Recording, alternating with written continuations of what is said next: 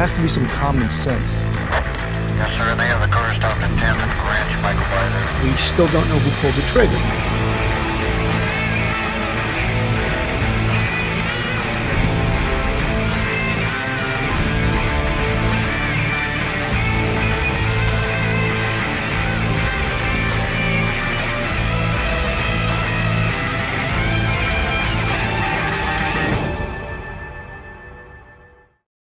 Hello, everyone, and welcome to Police Off the Cuff, Real Crime Stories. I'm your host, retired NYPD Sergeant Bill Cannon, 27-year veteran of the NYPD. It seems like this case of the escaped prisoner from Pennsylvania, a state prison in Pennsylvania, Danelo Cavalcante, has sort of caught the imagination, the attention of the entire nation. When we saw the video of him scaling that wall, and there's a little picture of it on the screen, it's just almost too hard to believe. And, you know, my thoughts were, of course, I find humor in this. Maybe if it was 2 inches shorter, his little legs wouldn't have been able to reach the other wall. He's only 5 foot tall as it is. But, I mean, that's like unbelievable athleticism when you think of that. Here's this guy scaling the wall. And the most egregious thing about this, and not all jokes aside, this is the same location where another inmate escaped from in May. I mean, what do you think that this search and this locking down of the town, the area being put on alert, the closing schools, what do you think the costs of this are? The real cost, not even to mention the police response, the police overtime, the investigation, the shutting down of roads, the shutting down of businesses, the inconveniences to the citizenry of this area. Just horrific. And therefore, what I'm getting at is that who was in charge of this prison when this occurred, and occurred twice? Apparently now there's an acting warden. And does that mean that he's the interim warden? But don't you think they should have put some security devices in this area? For example, maybe spikes in the wall so that someone couldn't put their hands or their feet on that wall to be able to climb up a wall like Spider-Man. Just unbelievable. Danelo Cavalcante escaped from a prison near Philadelphia on Thursday. So this is day 8. Days after receiving a life sentence for murder. The police have said they've spotted him near numerous homes.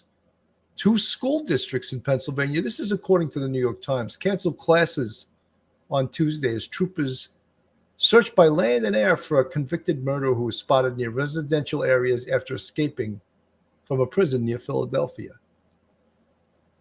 The fugitive Danelo Cavalcante is 34 years old. He's a Brazilian national. He fled from the Chester County Prison on Thursday, days after he was sentenced to life in prison for first-degree murder and the April 2021 killing of his former girlfriend, who authorities said he stabbed 38 times in front of her 2 children. On Tuesday, the police expanded their search because there were several sightings just miles from the prison in Pocupson Township, and adding that a reverse 911 call had been made to residents within a 3-mile radius early on Tuesday. So this is being taken, of course, extremely, extremely seriously. Police cars and helicopters were also playing a message with the voice of Mr. Cavalcante's mother, urging him in his native Portuguese to surrender peacefully. I mean, I don't see that working. The guy's going through woods. He's sleeping in wherever he can sleep out in the elements. I don't think the voice of his mother is going to make him surrender. Lieutenant Colonel Bivens of Pennsylvania State Police said at a news conference on Tuesday that one of the sightings of Mr. Cavalcante was probably on Monday evening when a trail camera picked up a man walking on property at Longwood Gardens, less than 3 miles south of the prison. He has obtained a backpack, a duffel sling-type pack, and a hooded sweatshirt. You know, one of the things also is that inside that backpack, who knows what he's obtained? Has he obtained a weapon somewhere? Was he able to get a weapon in breaking into one of these homes? And that is what is dangerous. And I would almost guarantee you he has at least a knife. There's a picture of him on the screen with the backpack, and he has another bag slung over his shoulder. So he is to be taken, even though he's a pint-sized little guy, he's to be taken very, very serious. Someone's saying in the news they may have got him. Let's take a look. Let's take a look if that's true. Well, I'm not seeing it yet. They're saying I'm not seeing that any breaking news.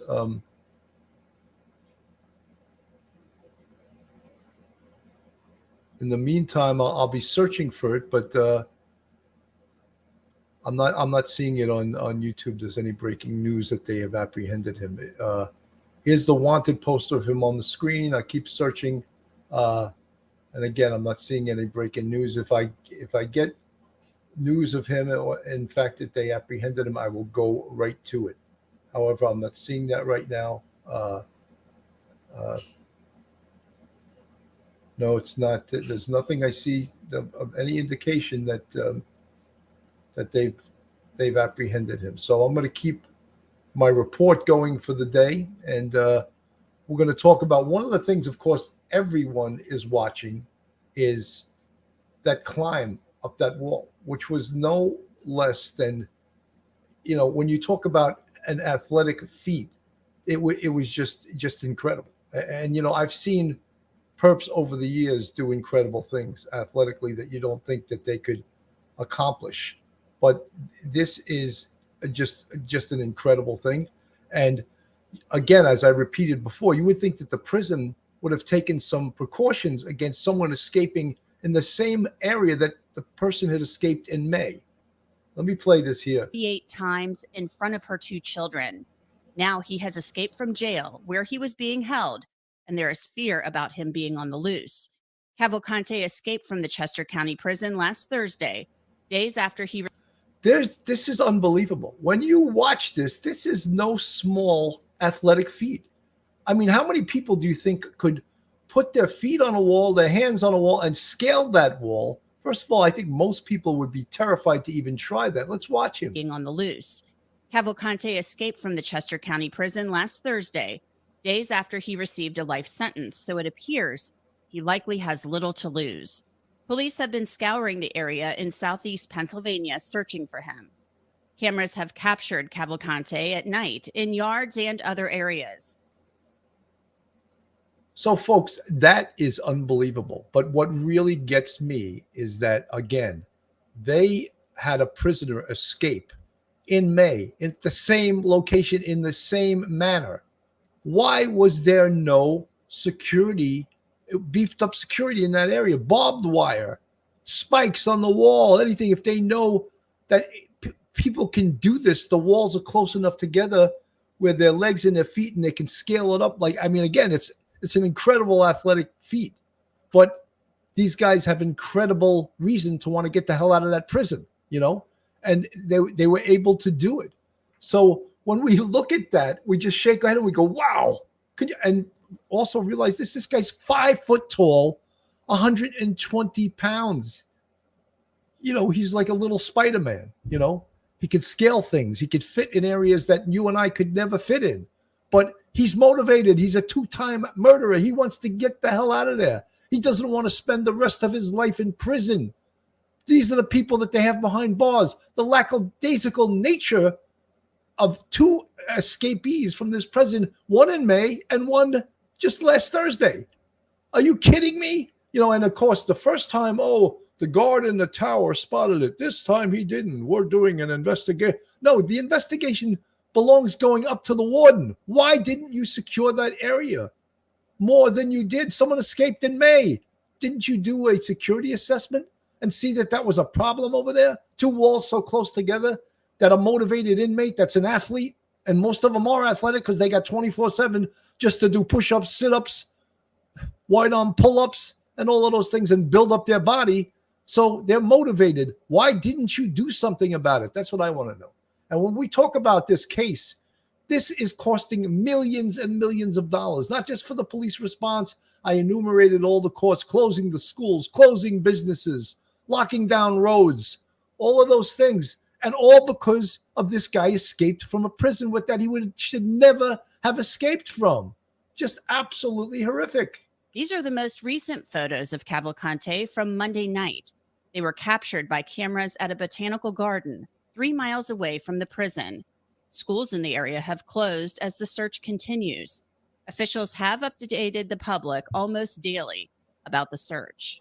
The photos confirm that Cavalcante has not changed his appearance, but also that he has obtained a backpack, a duffel sling type pack, and a hooded sweatshirt. Cavalcante is depicted in the photo walking north at 8:21 p.m. and then back south through the same location at 9:33 p.m. One tactic police have tried in tracking down Cavalcante, they've actually broadcast a message from helicopters from his mother, pleading with him in Portuguese to turn himself in. I don't see that working. I mean, it's very cute. His mom talking to a two-time murderer. Oh, please, Danelo, please turn yourself. What are you kidding me? The guy's been out in the woods. Oh, he's going on his 8th day. You think he has any respect for his mother? This would be laughable if it wasn't so sad. The FBI and the U.S. Marshals Service are assisting with the search. Joining me to discuss the manhunt that's underway in Pennsylvania is someone who knows a lot about this. He is Art Broderick. He is retired from the U.S. Marshals Service, where he was the assistant director. You know, folks, just to be clear, the U.S. Marshals Service, these guys that search for these escaped prisoners, they are the best. Felony Enforcement Unit, they are the best at doing this. This is their full-time job, and I can't say anything bad. Look, I'm not saying anything bad about the police at all.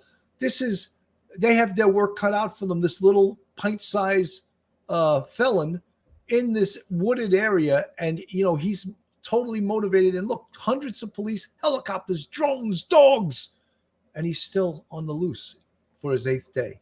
Just unbelievable. Of investigations. Art, welcome back to Sidebar. Thanks for coming on. No problem. Thank you.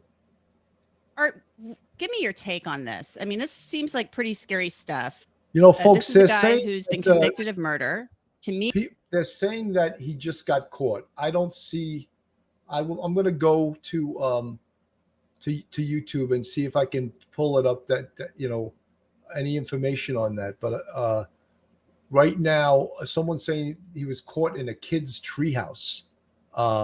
Let's see what. Let's see if I can pull it up. If in fact that happens to be the truth, they may not have. They may not have it breaking news that quickly, at least onto YouTube. And I'm gonna check it out right now and see if it's posted up there. If it's not, I'll go back to the law and crime people talking about the search for Danelo, and I'm not seeing it right now.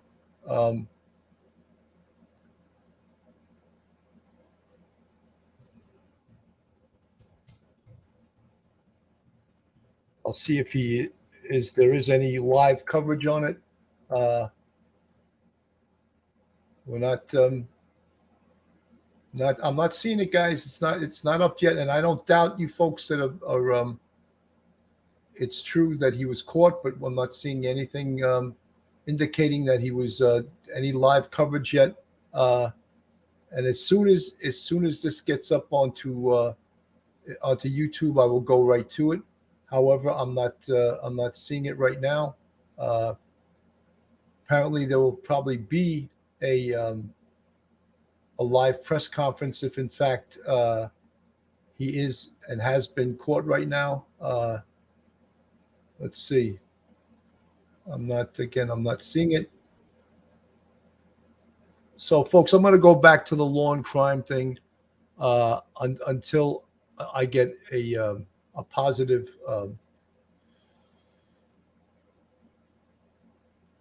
Okay, let's see if we could. if I can get them playing this again.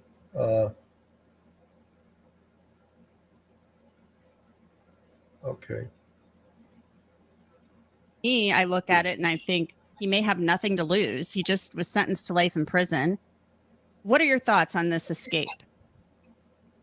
Yeah, this is a pretty desperate individual. He not only has he been convicted for murder here, but he's also wanted in Brazil for another homicide. And I think at this point in time, the Brazilians are coming up with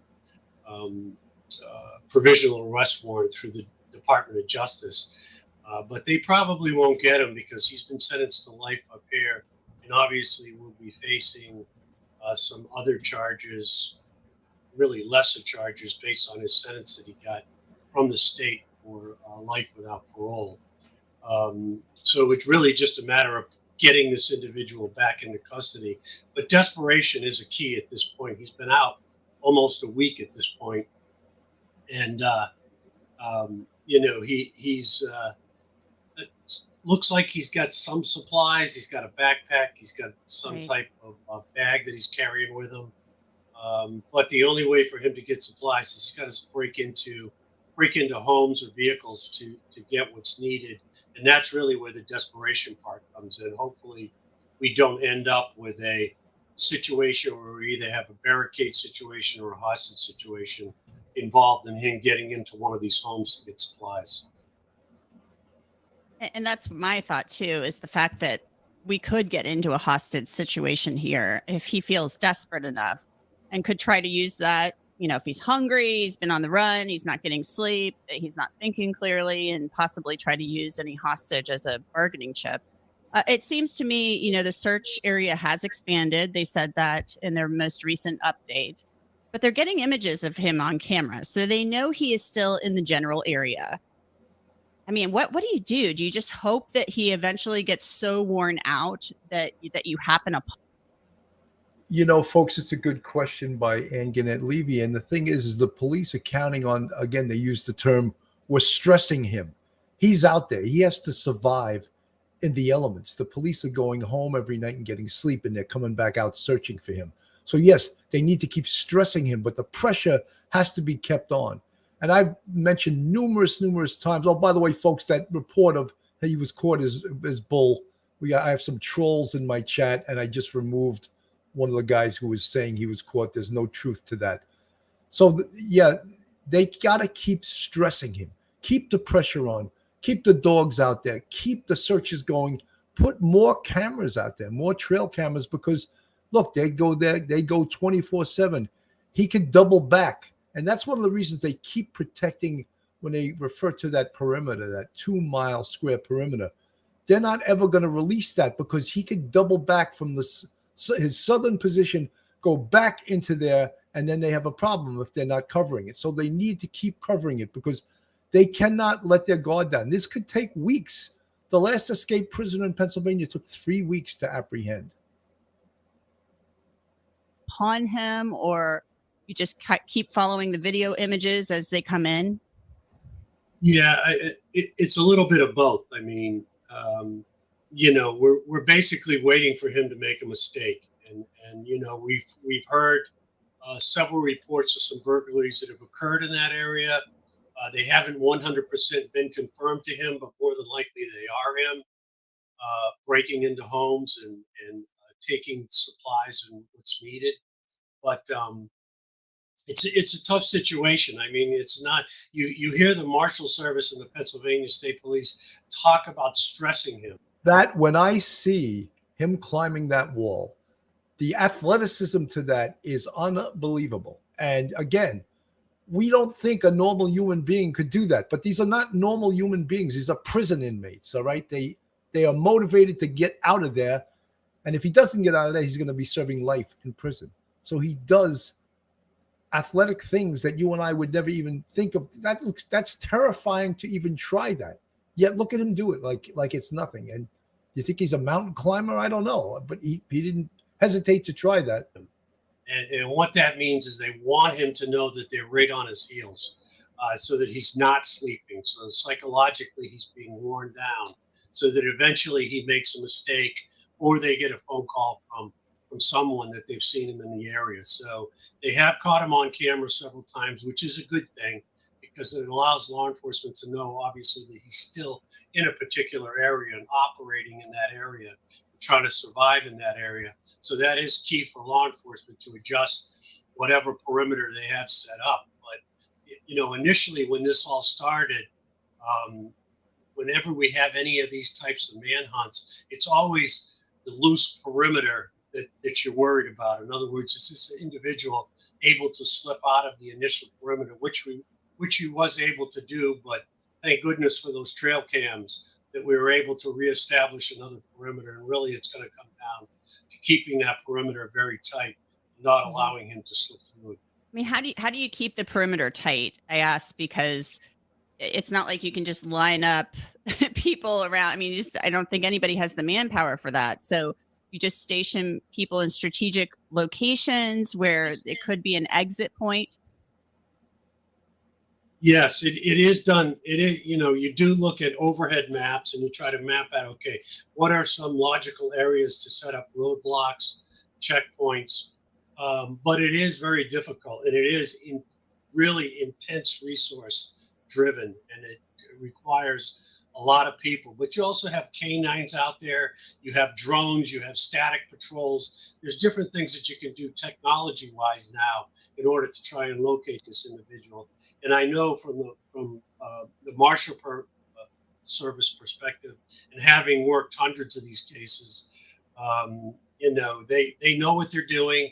They know what's got to be done at this particular point, and they're actually doing it. It's just a matter of getting fresh bodies in to relieve those officers that are tired right now from work. Unbelievable. Just watch him scale that wall, you know, Spider-Man. It's just, and I know some of you folks in the chat are saying, oh, I could do that. I don't know if you could do that. You know, it's very difficult. I mean, if you ever watch mountain climbers climb, the ones that do it without ropes, this is the equivalent of that it takes that type of strength and athleticism to accomplish this. So this is no easy feat to watch what he's doing. And again, this was the same area that they had a prisoner escape in May 19th of 2023. Warden, Mr. Warden, I think they probably fired the warden or transferred him or forced him to retire because they have an interim warden right now. But May, what is it now? Right now it's September, right? Why was there no additional security features put into this location to prevent the same exact thing from happening again, which it did? It's amazing to me.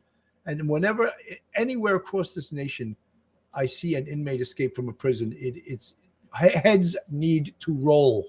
That's the only way that will never happen again. Heads need to roll, you know, and from the top on down. And, you know, law enforcement is always big, and I can tell you this, with assigning blame. And trust me, there'll be a big investigation into this, and including this escaped prisoner on May 19th, and to find out, okay, why didn't we do any additional security devices at that location to prevent this? And don't you think these inmates talk to each other? Hey, did you hear how he got out? Yeah, he scaled the wall. Where? Over by such as. And look at the guy out front. He's a lookout. He's the lookout, right? I'd make sure he's punished. He'd get put in solitary confinement for a few weeks, you know, let people know that there's a price to pay for being a lookout for someone to escape from a prison. Working for the past 5-6 days. So really that's what it's coming down to at this point.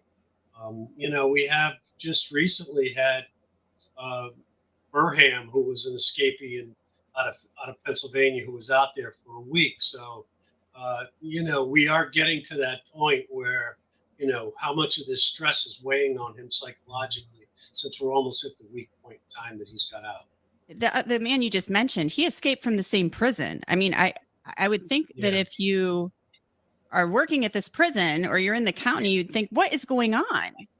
I agree. You know, they have had 3 escapes within the past couple of months there in the Pennsylvania area.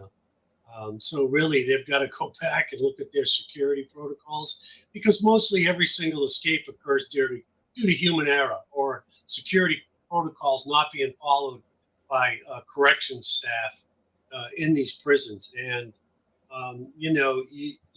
It's tough to blame the prisons because they are very short on staff. I mean, nationwide, we're about. You know something, what he's saying, he's probably 100% correct. But you as a citizen, you as a person that wants to go about their business unimpeded by the worst of society, we don't want to hear that. Get the money, hire the people, right? Train the people correctly, and make sure there's no more escapes from the prison. And I mean, of course, we hear, and this gentleman gave his life for law enforcement, and he, no doubt, from the Fugitive Enforcement Division, from the federal marshals, he knows what he's talking about. But we, as citizens of this country, do we want to hear that there's a lack of manpower, or even more, or worse, the rights that they give inmates are above and beyond the pale, where they have more rights than the people that are watching them? So all of those things we need to tighten up the prison system. If this is going to happen, 2 or 3 escapes from this prison in the last year, that's unconscionable. That's not okay. About a third down of corrections officer staff all around the country. So it does start weighing on corrections officers when they have to work double or triple shifts, overtime, to go ahead and secure these facilities. But yeah, they've definitely got to take a look at their security protocols at this particular prison. Most certainly. And I mean, I don't envy the job of a corrections officer. Prisons are rough places. So I know it's a tough job, but this guy, according to sources, escaped in a similar fashion from the other man who escaped. It says that he made it up to the roof, ran across the roof. When you see him jump up on that wall, look how confident he is. He has no doubt he's going to make it to the top. He just jumps on that wall, gets his feet behind him, and boom, he climbs up that wall like Spider-Man. It's unbelievable. Like, guaranteed he's practiced this. You know, he's done dry runs and was confident. Oh, there's no doubt I'm going to make it to the roof. Then I have to think of where I'm going to go after that. But the way he approaches that wall, the way he jumps up on that wall, it was like he worked for Ringling Brothers and Barnum and Bailey Circus. He was a trapeze artist. Unbelievable. Roof, and then scaled down to a less secure area of the prison, was able to get out that way. So it's almost like they're trading secrets in there. Right, which occurs quite a bit, by the way. That does occur inside prisons. I mean, intelligence is shared among prisoners about what the guard shifts look like. I mean, they really have all the time in their hands to plan the escape. I mean, really, most escapes are done in 3 phases. First one being the plan, and the second one being execution. And usually those 2 phases are what the inmate has control over. What he doesn't have, or he or she does not have control over, is once they actually break out. And that's the toughest part of any escape plan is okay, now once I'm out, how do I get out of the area? And apparently this particular individual really didn't have a great plan for getting outside. So really it's going to come down to keeping that perimeter tight to make sure he's within the target area so that they can keep concentrating on searching homes and getting phone calls from residents in that particular target. You know, folks, some of the people in the chat are making great points. Yeah. Investigate his past. Find out exactly who this guy is. What is his background in Brazil besides his criminal background? Was he a martial artist? Was he in the service? Where did he learn these skills? Does he have survival skills? All of those things are part of the intelligence aspect on this prisoner, on an escaped prisoner. And all of those things, the police, the Pennsylvania State Police, the FBI, the Fugitive Enforcement Division, U.S. Marshals, all of them should know this stuff right now. And I'm sure they do. I'm not telling them any, I'm just letting you guys know that. It's important to know his background. And they keep talking about stressing him. This is going on the 8th day he's been in the woods. He's been out there for 8 days. How stressful do you think that is? Daddy Club, thank you for the $1.99 super sticker. Where did he get those clothes? You know something? Good question. I don't know. I don't know where he got it. Yeah, because prison inmates should be wearing uniforms, correct? And doesn't that that's part of the whole security of the place, that they're wearing a uniform? Where did he get those clothes? I'd like to know that too, because they shouldn't have access to their street clothes inside a state prison. Very good observation. Back to the U.S. Marshals. One of the more interesting tactics I think that they tried to use here was they broadcast a message from his mother, I guess from a helicopter or something. She's speaking in Portuguese, pleading with him to turn himself in. That hasn't worked so far, but I thought it was interesting that they attempted that. Is that something that's commonly done?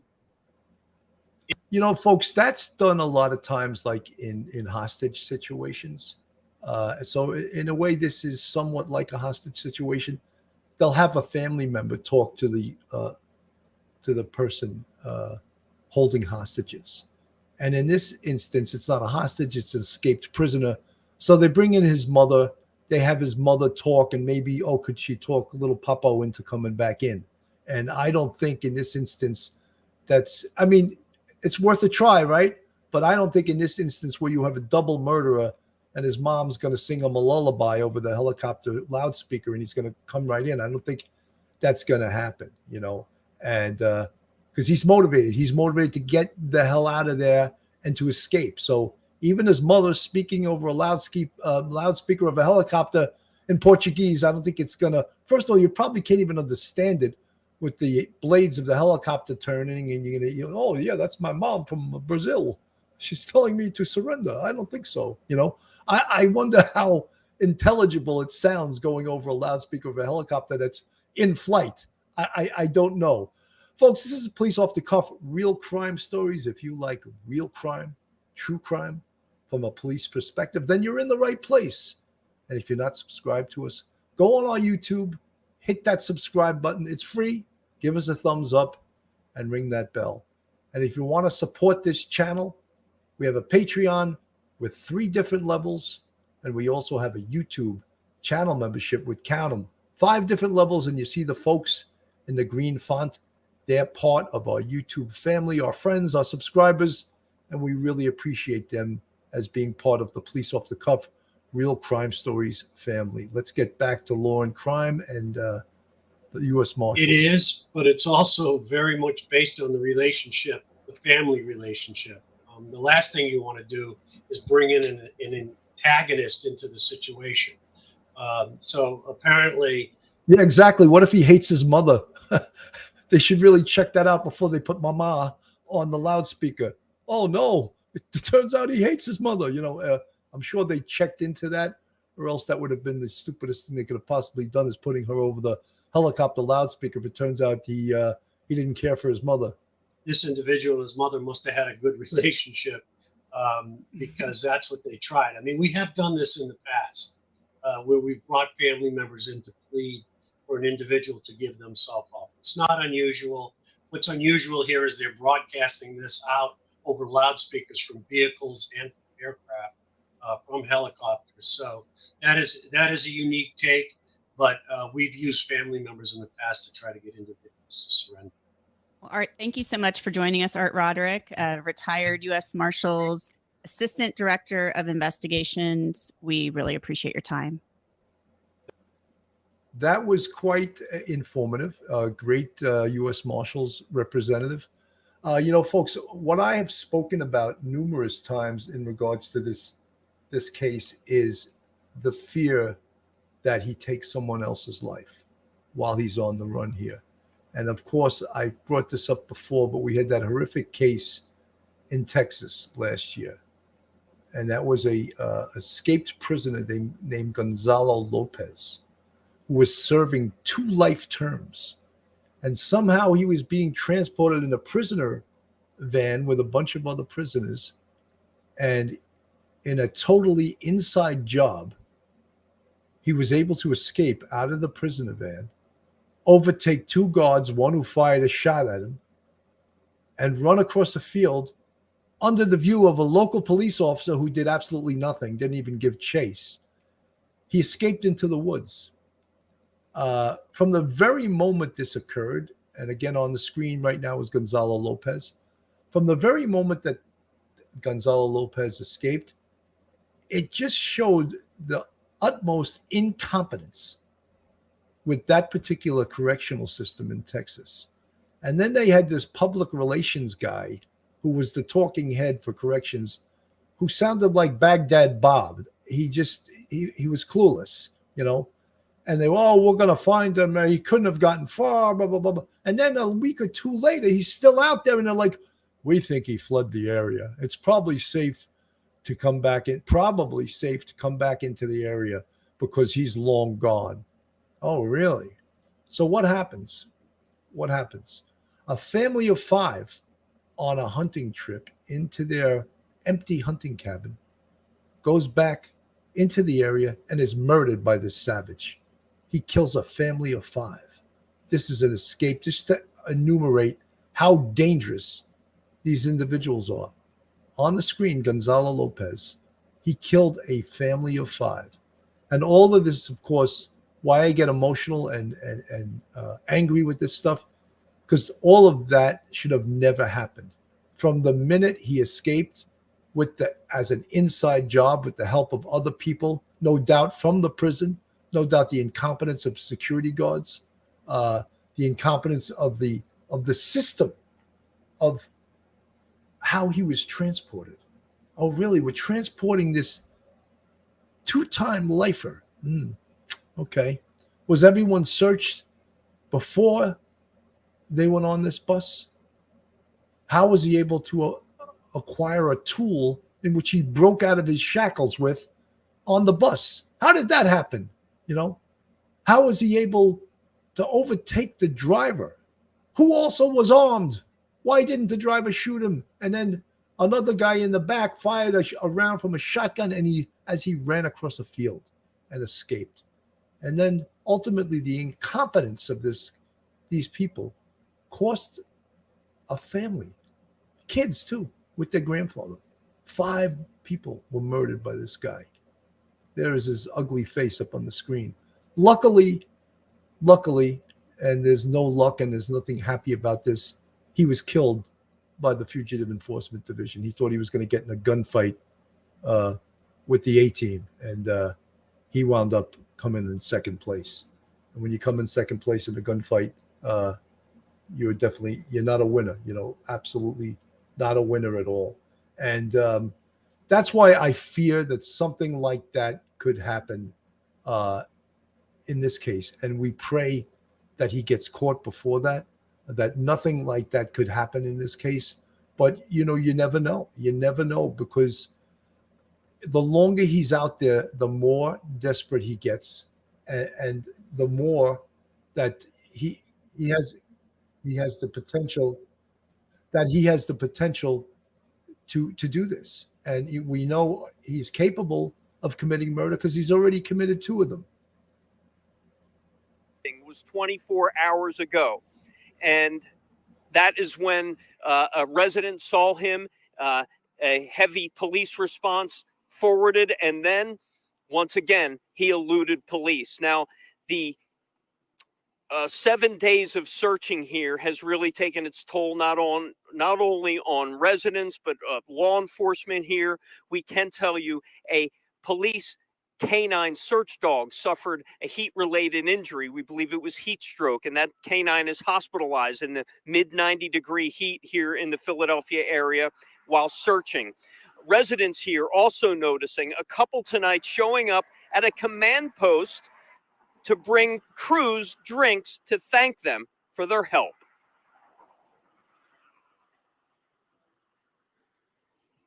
Why'd you come out? Because they won't let us volunteer. It's the least I could do. Yeah. I really want to jump in the river with my canoe and find him myself, but they probably don't want us getting in the way. We want to help, but we can't. So it's super hot. It was a holiday weekend. These guys are working their tails off. The least we could do is buy some Gatorade. Very nice of those locals. People must be getting frustrated at this point that their neighborhood is shut down, that they can't go about their lives freely. Schools are closed, businesses are closed. All over this 5-foot-tall, 120-pound, pint-sized escaped inmate from this prison, the second escapee in 4 months. I think that these people, after this is, hopefully he's caught without incident, I hope these people go to their elected officials and demand demand action against this prison. This is not okay. This is not okay. 2 escaped prisoners within 4 months. Let's find out what the hell's going on in that prison, and let's take control of this. As we bring you back out here live, once again, we are a week long into this manhunt, continues in these residential neighborhoods in heavily wooded areas off of near the Brandywine battlefield. The search also, you can see they put up electronic lights and signs here to remind residents to be vigilant and report anything suspicious to them. A couple final notes, Andrew. We've learned tonight that Pennsylvania State Police put out dozens of trail cameras all around the perimeter, both on public and private properties, in hope to catch some sort of image of Cavalcante as he makes his movements. Usually they've been through the night. And we've also learned that they put out sources of food out there in hopes to lure him out into the open, in hopes of catching this convicted killer. Yeah, that's so interesting.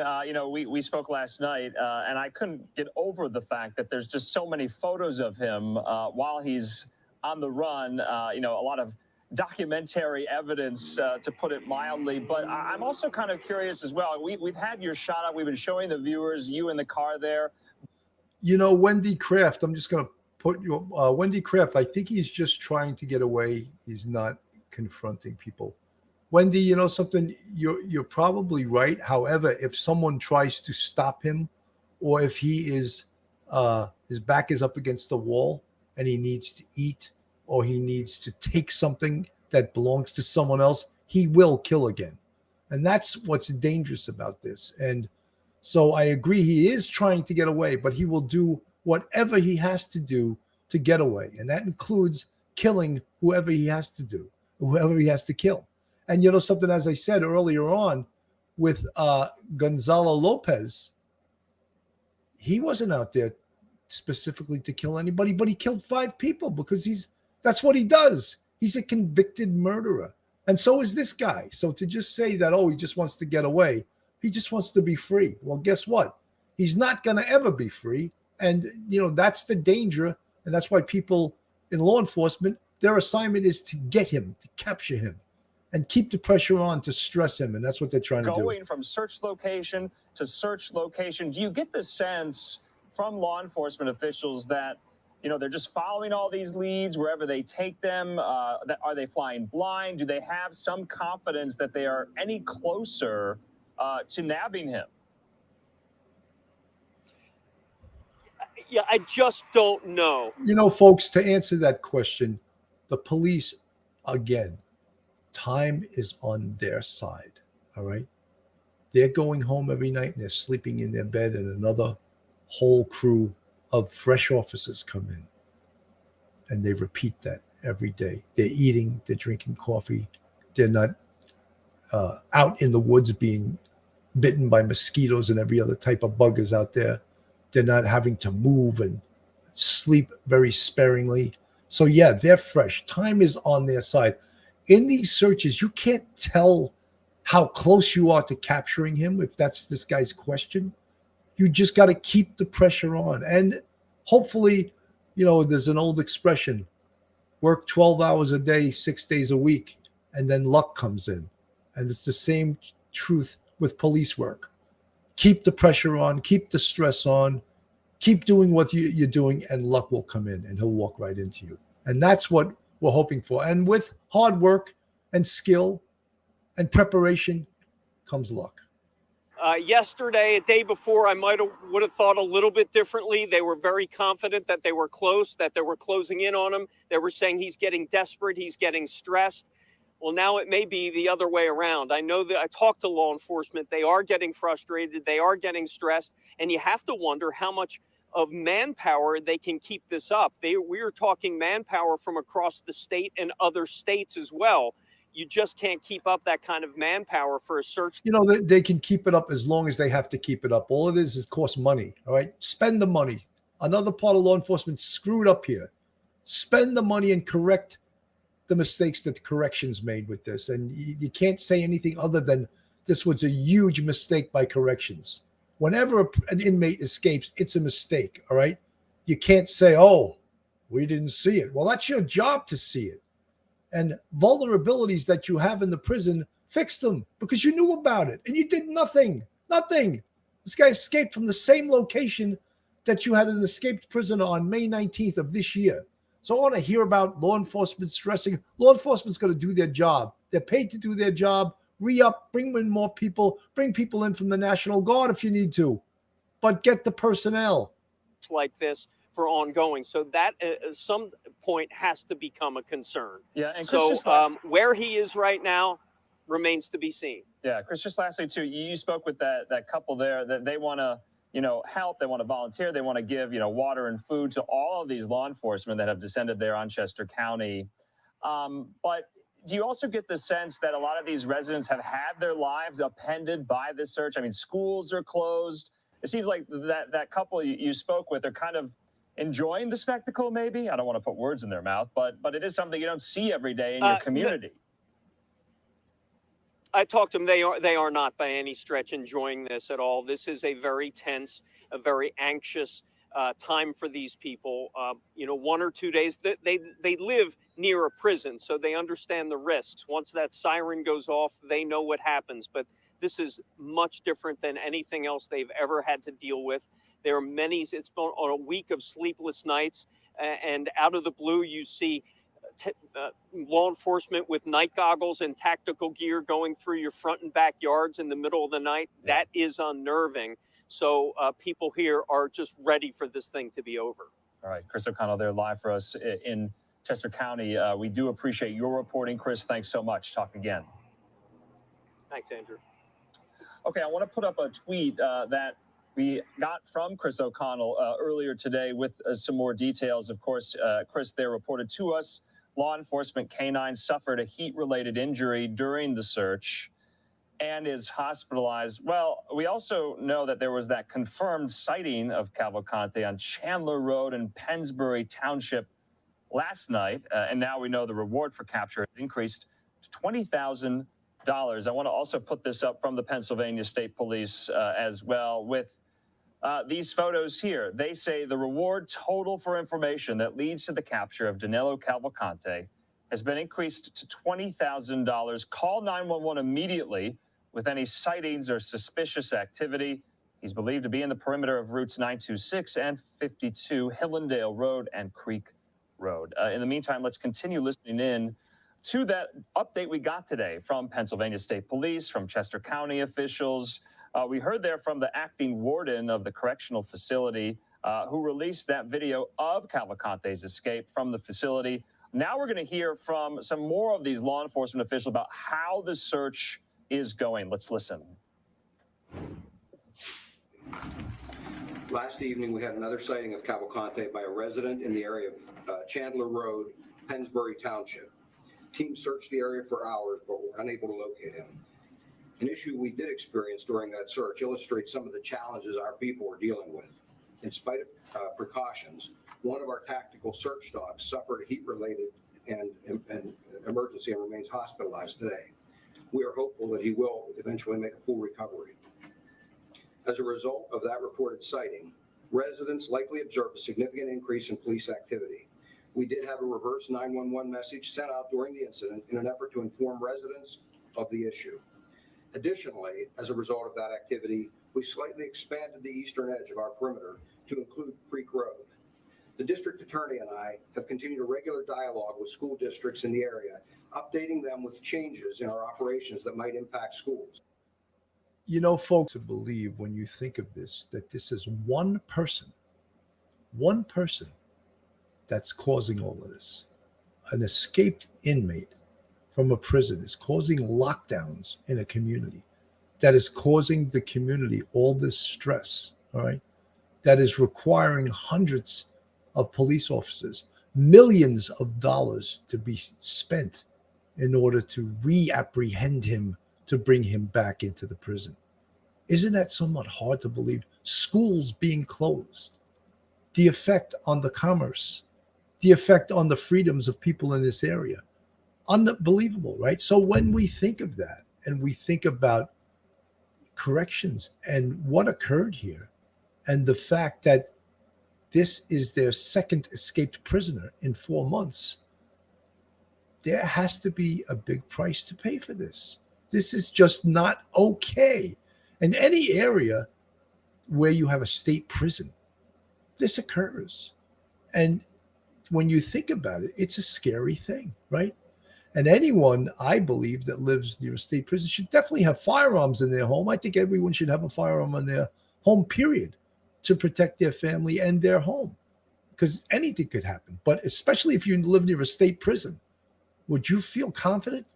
I mean, the story about the guy who flicked his lights, I was just like, guy, thank God you're okay. Thank God your wife is okay and your children are okay.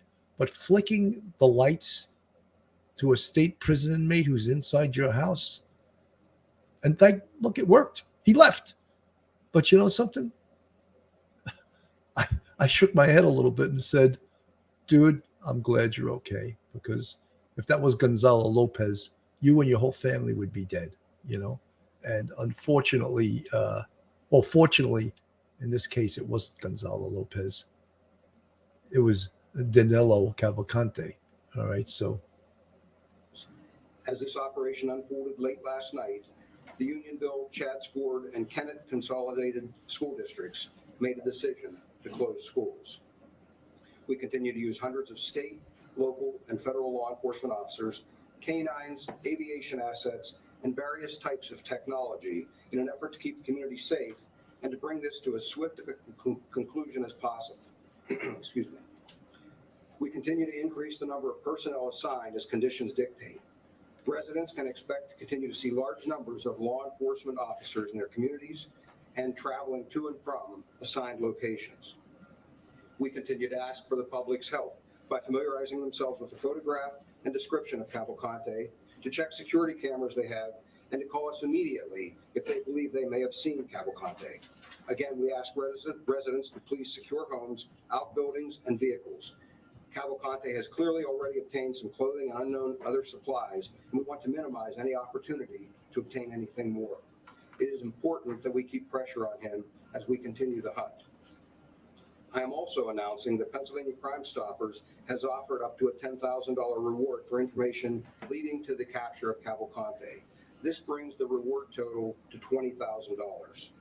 Anyone with information is asked to call our tip line at 717-562-2987, 717-562-2987. Lastly, I want to recognize and thank the community for all of their support through this trying time in their lives. I and all of us working this manhunt understand the tremendous stress this puts on families and even businesses. In spite of that stress and unsolicited, we have had individuals, businesses, scouting, church, and other organizations show up at our command post with cases of water, food, and well-wishes. So, folks, he's thanking the community, of course, for the support. This could be an ongoing thing, because, again, they're using the language. We're trying to stress him. We're trying to get him to come out of the woods. But again, he's moving at night and most likely sleeping during the day, because during the day he would be a wide open target. And again, he's sleeping during the day. There's a picture of him from one of those trail cameras that caught him on the trail camera. And again, sleeping during the day and moving stealthily at night, with stealth, on the down low, as they call it in the hood. He's moving stealthily on the down low, and hopefully the pressure will keep on him and he'll get caught. We're breaking free from prison west of Philadelphia. Tonight, here, this stunning new video of the convicted murderer, how he escaped from that Chester County prison, first in a narrow hallway, then scaling the walls with his hands and feet, able to climb up onto the roof.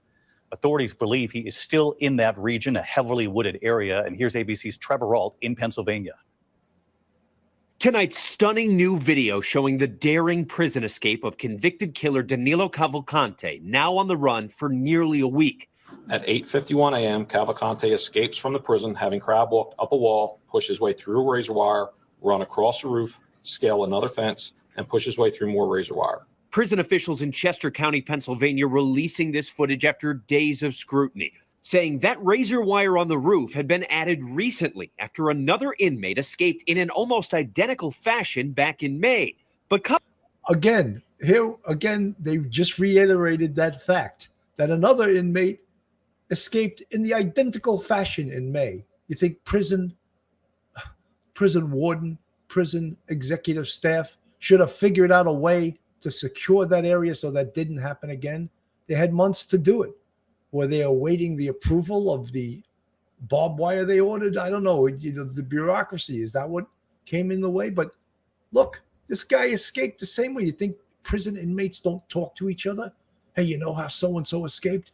Yeah, he crab walked off that wall when that section over blah, blah, blah. Of course. And then another guy tries it because, again, they are motivated. They are motivated to get the hell out of the prison, right? And they will do whatever they have to do, which he just showed you he did. This is unbelievable. Cavalcante was able to slip through that wire Thursday, somehow evading notice of an observation tower guard. At 9:45 a.m., officers on Cavalcante's block notify Central Control of a missing inmate, and they conduct a special count. That was nearly an hour after he scaled that wall, and prison staff didn't sound the public escape alarm or notify 911 until 10:01 a.m., 16 minutes after they realized he was missing. Authorities say overnight, Cavalcante was spotted for the 7th time. Law enforcement swarming the area, but still unable to find him in the dense woods. Everything that I'm able to see, the various sightings that we've had, other aspects of this investigation lead me to believe that he is still there in that area. Sources tell ABC News the extreme heat is hindering the search, making it much harder for authorities to locate body temperature signals from their helicopters above. But authorities say they won't let up. It is important that we keep pressure on him as we continue the hunt. So let's bring in Trevor Alt live in Pennsylvania again tonight. Chester County officials, Trevor, are facing tough questions tonight about how the convicted murderer was able to escape. We saw that video there you just reported on. They've been warned about this prison. That's right, David, especially after that first prison break in May. But the acting warden says outside security consultants told them adding that razor wire to the roof would prevent an escape like this from happening again. You know something? You are in the prison business.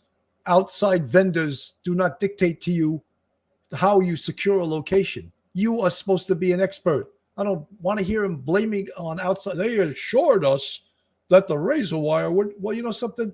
Maybe there should have been some spikes on the wall or something so this type of escape couldn't occur. You had the warning. They're able to do it. They're motivated. Do something about it. Razor wire didn't work. Twice it didn't work. And you're just adding, you know what they say is lunacy, right? When you keep doing the same thing and you expect different results, that's the definition of insanity. And this is insanity because here you got a 2-time murderer escape into the community because the prison officials didn't secure a location where someone else had already escaped from. Please, I want to hear these excuses. That obviously wasn't the case. And now that tower guard who didn't see or report Cavalcante's escape is now on administrative leave. David. Trevor Alt live in Pennsylvania tonight. Trevor, thank you. Unbelievable, right? And you know, when we hear these stories and we see them, we shudder because, you know, every state has state prisons, and not just a state prison.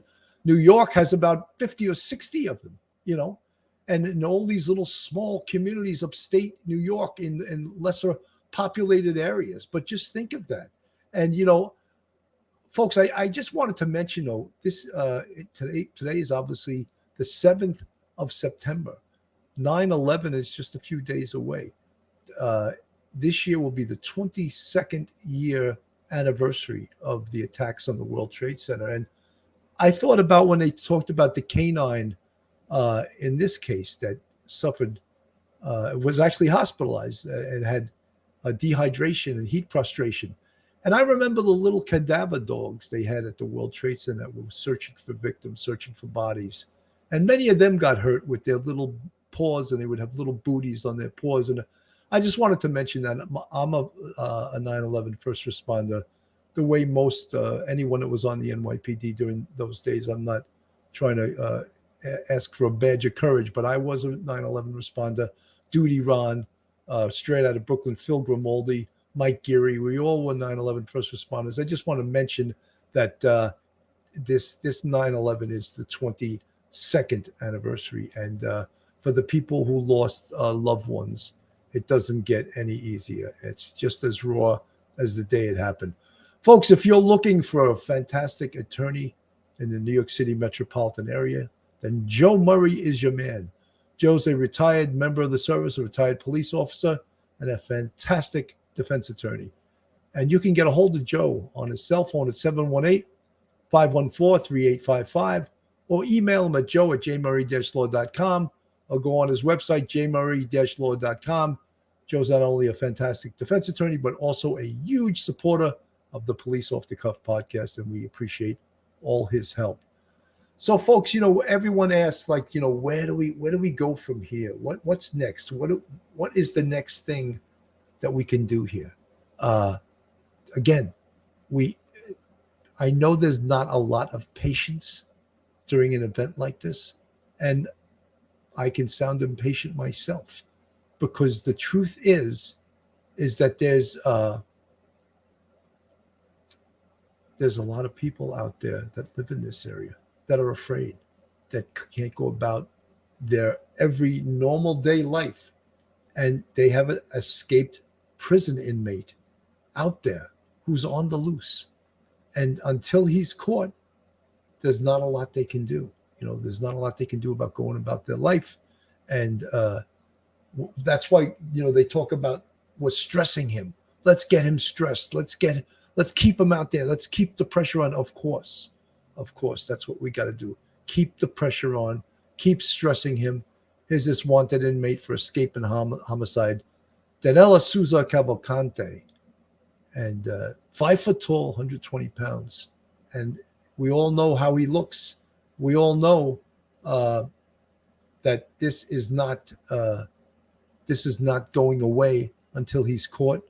The pressure will not go away until we have him back in handcuffs and back where he belongs, inside that state prison. And that then and only then can the folks that live in this area maybe rest a little bit and go back to their normal day lives. Officers released new images of Danelo Cavalcante after he was spotted last night on a trail at Longwood Gardens. That means he slipped past their search perimeter. Tonight, the search zone has widened and more federal authorities have been brought in. Tuesday night, Rick is off. I'm Shari Williams, and the big story on Action News tonight is the heightened manhunt for a dangerous convict who's managed to evade authorities now for 6 days. Action News reporter Annie McCormick, she's live for us now in Pocopson Township with the very latest developments. Annie. And Shari, right now we're at the intersection of Pocopson Road and also Brinton's Bridge Road, and you can see the state police presence behind me. In fact, there's still a number of road closures all across this area as that search does continue. Well, today, state police gave us a little bit of insight into how difficult the search has been, in particular because of the thick brush that they have to navigate around. Well, today they got additional assistance from federal authorities, including agents from the FBI and Customs and Border Patrol. By nightfall, law enforcement zeroed in on this area at South Creek Road and West Street Road. At dusk, a flurry of police responded to this area near Chandler and Pocopson Roads. It's a lot. Hope they catch him this time. Just last night, these images were captured on Longwood Gardens trail camera. Authorities positively identified the man in the photos as 34-year-old Danelo Cavalcante. He is now carrying a backpack, duffel bag, and was seen wearing a sweatshirt. Please secure homes, outbuildings, and vehicles. Cavalcante has clearly already obtained some clothing and unknown other supplies, and we want to minimize any opportunity to obtain anything more. Questions remain tonight about how the dangerous fugitive convicted of killing his ex-girlfriend escaped last Thursday. Law enforcement sources say one of a few possibilities they are investigating is Cavalcante escaped by scaling a prison wall and accessing the roof. It comes just 3 months after inmate Igor Bolt escaped the prison on May 19th. According to court documents, after he was captured minutes later and a half mile from the prison, Bolt told authorities, quote, he was able to climb the wall in the narrow area, and quote. So, folks, there you have it. The prison admitting that this guy escaped in the same way as this Igor Bolt character who escaped in May. Do they get second and third chances to secure that area? No. It was just proven by Danelo Cavalcante that he escaped in the same location that a previous prisoner had escaped from. And you can't make light of this. You have to hold the correctional authorities responsible for this, and not the lowest person on the totem pole, which was the guy in the guard tower. Let's go right to the top. They knew about this. They could have secured this area. Now we're going to put on administrative leave the guy in the guard tower. I guess, they say bad things roll downhill, and it rolled down the hill to the guy in the guard tower. But I think they have to start at the top of the hill with the warden of why was this situation not corrected. Quote, he pulled himself onto the roof of the prison.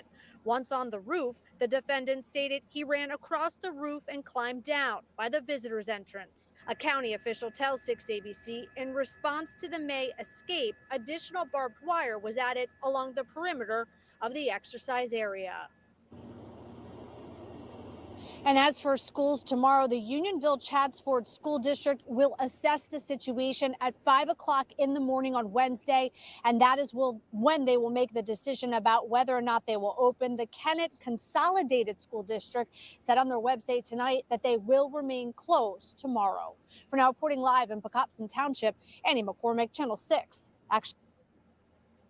So, folks, you heard that again. And one of the things I'd just like to say, anyone that's been in law enforcement for 20 years, 25 years, 50, any amount of time, you see perpetrators that have unbelievable athletic ability, things that you wouldn't see on a professional football field. When they want to get away, they will do it. We got Lieutenant Peter Pranzo in the chat, and he, I'm sure, will second my motion there. We have seen people scale sides of buildings, climb down fire escapes, like at the speed of sound, to get away. They will do amazing things, jump off of roofs and then fall and be okay. And you're just like, how did they do that? How is that possible? And something, it's just incredible. And again, this individual here, scaling that wall was no less than an athletic feat, a real athletic feat that was just incredible. And you watch it, you almost can't believe it that a guy does that. And then you see people in the chat saying, "Oh, I could do that." Okay, all right. Let's have the chat Olympics and see if anyone in our chat can actually do that. But it was an unbelievable athletic feat, and we have to, when we design these prisons and we design these facilities, we have to keep in mind that these guys have this incredible athletic ability and the motivation to escape these facilities.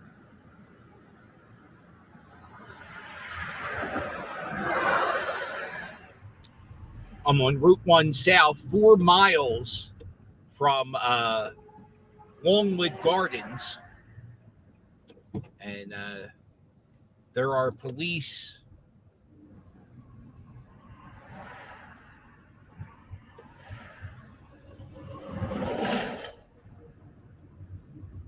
right here looking at the body of water.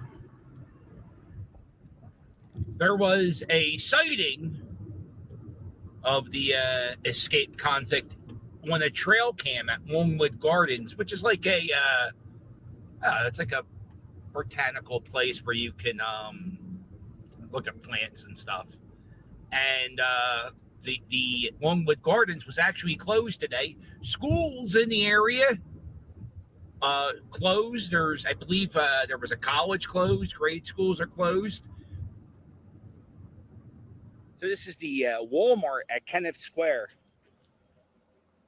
So, folks, you can get an idea of how large the area is by, by seeing people driving around through the search area, and it's it's a a large area to search and to secure.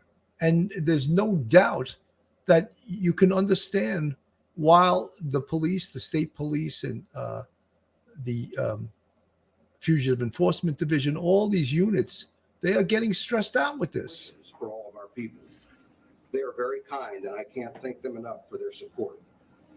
And now we will be happy to take any questions that you may have. Lieutenant Colonel, do you think he has more ability to hide from you than you thought he did when this thing started, since it's 7 days now?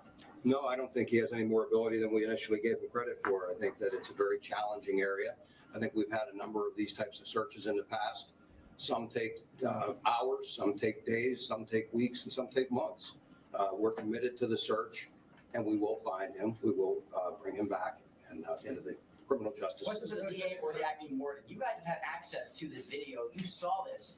Why did it take so long to alert the public of how he escaped? You said this for the warden? DA or the acting warden?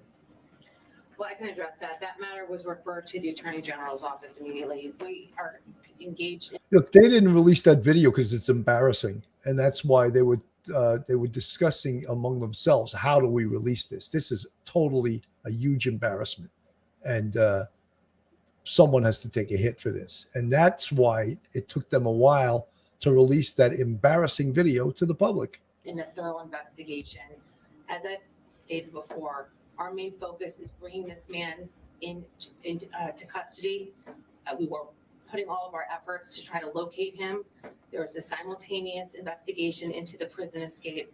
And today was the day that we believed we needed to bring in the acting warden to address the public about how he escaped. But you knew ahead of time, you still didn't want to release that information to the Is public. the Attorney General's investigation supplanting the Chester County District Detective's investigation? That's correct. How He was a escape risk. Person was able to take the same escape route as someone who just months previous, and really nothing was done to prevent that. Obviously, someone didn't do their job in instituting those measures. So as I said earlier, according to the document, we did have a consulting firm come out, identify how the individual escaped, and we thought we took appropriate measures to prevent that with the razor wire. Again, the one thing we didn't take into account was a failure on the human element side. We only focused on the physical infrastructure and not necessarily human element. You know something, I don't buy that. You know something, they're blaming it now, of course, on the guy in the guard tower. He's the lowest card in the deck of cards here, and the physical element obviously wasn't appropriate because he was able to defeat it. So now you're going to blame it on the guy sitting in the guard tower? I think the physical element is more important in a way to prevent someone from even trying an escape like this. But here it's like when you hear them doing a tap dance, this is a tap dance. So was there So did the guard fail, or was there was he no just one not in doing the tower? Was there no one in the tower? Is that why you didn't get the call, or was he asleep? Someone was in the tower at the time. I'm here, the person in the tower have seen him leave. The position of the towers are for observation posts, which overlook the yards. Lieutenant Colonel, I'm here, Lieutenant Colonel, sir, see him. Okay, so they were questioning, getting a little heated there with the acting warden in Chester County about how could yet another inmate escape the same facility the very same way. This is the second time this year this has happened. You heard that question there saying, you know, was there an officer in the tower to monitor all? You know, folks, absolutely. Did the tower guy screw up? Yeah. But you know something, there has to be a backup system. The first system didn't defeat this inmate. Now, the second system was the guy in the tower, and he obviously failed in his job. So are we going to now, because exonerate the people that designed that physical system that already has proved to be negligent, already has been proven to not work, and now we're going to totally blame this on the guard in the tower because guess who designed the physical system? A lot of high-ranking people, right? For maybe the warden on down, maybe a private company also. So we don't want to blame it on them. Let's blame it on the correction officer. Let's take a couple of weeks pay from him. He'll be back to work in a couple of weeks, right? But look at the cost of this.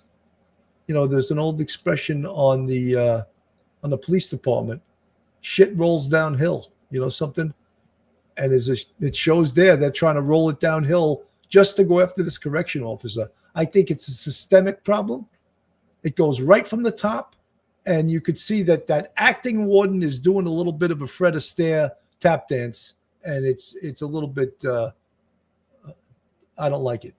I don't like hearing it. All this, the acting warden said, yes, there was. And so let's kind of walk back. Let's go back a little about how we got here, the timeline. Remember, we're going into day 8 since Cavalcante has been on the run. And so we're going to hear from Fox 29 in Philadelphia yet again. Steve Keeley there has a great timeline of that previous incident earlier this spring, that inmate escaping the very, very same way that we all have now seen Danelo Cavalcante kind of crab walk up the wall, get on the roof, and escape. Here's Steve Keeley's report.